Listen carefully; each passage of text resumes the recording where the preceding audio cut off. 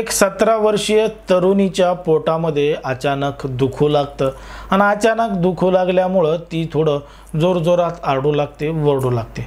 आता आई वडील तिला जवळच्या मेडिकलहून आणलेल्या काही पोटदुखीच्या गोळ्या खाऊ घालतात, मात्र तिचा त्रास काही कमीच होत नाही।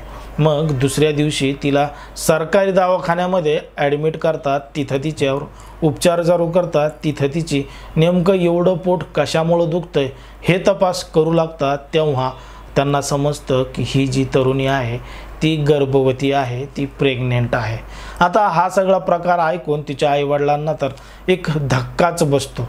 जेव्हा तिचे आई वडील त्या तरुणीला विचारतात तेव्हा ती तरुणी काहीही सांगत नाही आणि ती काहीही सांगू शकत नव्हती, कारण की ती जी तरुणी होती ती मतिमंद होती।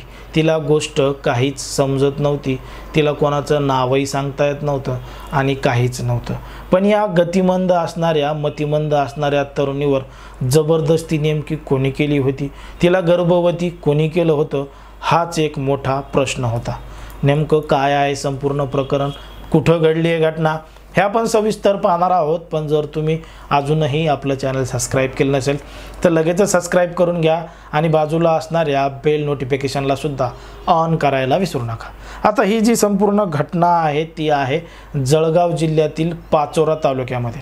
पाचोरा तालुक्यामध्ये एका गावामध्ये राहणारी एक 17 वर्षीय तरुणी होती। शेतीचे दिवस असल्यामुळं त्यांच्या घरचे जे काही परिवारातले सदस्य आहेत ते सगळं शेतीचं काम करण्यासाठी शेतामध्ये जात होते आणि मुलगी मतिमंद असल्यामुळं ती घरामध्येच असायची आणि तिथंच आजूबाजूला त्या परिसरामध्ये राहायची, फिरायची, या सगळ्या गोष्टी करायची। बऱ्याच दिवसापासून हे सगळं वातावरण अगदी फ्री होतं। पण जसे शेतीचे दिवस चालू झाले तसे गावामधले परिसरातले आजूबाजूचे लोक सगळे शेतामध्ये जाऊ लागले आणि मग गावामध्ये आणि घराच्या आजूबाजूला लोकांचं प्रमाण कमी झालं। पण तरीसुद्धा ही तरुणी घरामध्ये एकटीच असायची।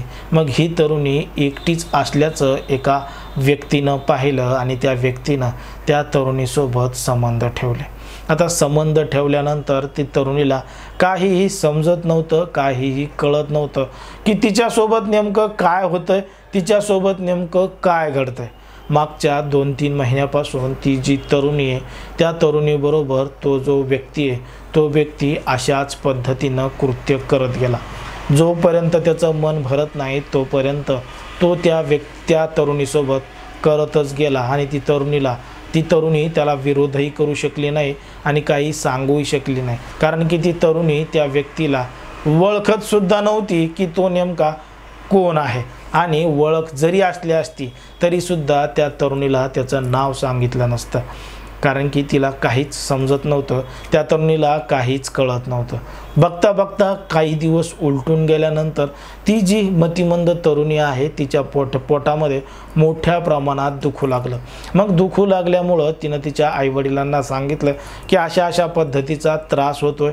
मग आईवडिलांनी तिला काही गोळ्या औषधं देऊन पाहिल्या, पण त्यांनीसुद्धा काही फरक पडला नाही।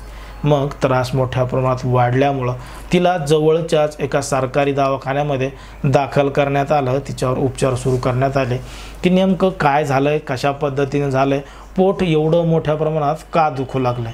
जेव्हा डॉक्टरांनी तपासणी केली तेव्हा समजलं की ही तरुणी जी आहे ती गर्भवती आहे, ती प्रेग्नेंट आहे। आता या संपूर्ण घटनेची माहिती ऐकताच तिच्या आईवडिलांना आणि डॉक्टरांना सुद्धा एक मोठा धक्का बसला। त्यांनी लगेचच पिंपळगाव हरे पोलीस स्टेशनमध्ये त्या आरोपी विरोधात गुन्हा दाखल केला। आता आरोपी विरोधात गुन्हा दाखल केला, पण तो जो काही आरोपी आहे तो अज्ञात आरोपी आहे, कारण की त्या आरोपीचं नावसुद्धा त्या तरुणीला सांगता आलं नाही। आता पिंपळगाव हरे पोलीस स्टेशनमध्ये गुन्हा दाखल झाल्यानंतर पोलीससुद्धा या घटनेचे तपास करत आहेत की नेमका आरोपी कोण असू शकतो, काय असू शकतो। पोलीस लवकरच या संपूर्ण घटनाचा तपास करतील। पण जेव्हा डॉक्टरांनी सांगितलं की हा जो प्रकार घडलेला आहे तो 16 मे ते 16 ऑक्टोबर दरम्यान घडलेला असावा अशी शक्यता डॉक्टरांनी व्यक्त केलेली आहे आणि 17 ऑक्टोबर 2023 रोजी पिंपळगाव हरे पोलीस स्टेशनमध्ये गुन्हा दाखल केला। आता पोलीस किती गांभीर्याने या संपूर्ण प्रकरणाची दखल घेतात आणि चौकशी करतात आणि किती वेळामध्ये त्या आरोपीला अटक करतात हे सुद्धा पाहावं लागेल। पण समाजामध्ये, देशामध्ये, राज्यामध्ये लोकांची मानसिकता कशा पद्धतीनं बदलत चालली आहे, स्वतःच्या शरीराची सुख भागवण्यासाठी कशा पद्धतीनं कोणाचा सुद्धा गैरफायदा घेतला जातोय हे आपल्याला या घटनेवरून कळतं. ती जी तरुणी आहे तिला काहीही कळत नव्हतं, ती एकदम मतिमंद आहे. तिच्यासोबत अशा प्रकारचं कृत्य त्या व्यक्तीनं केलं.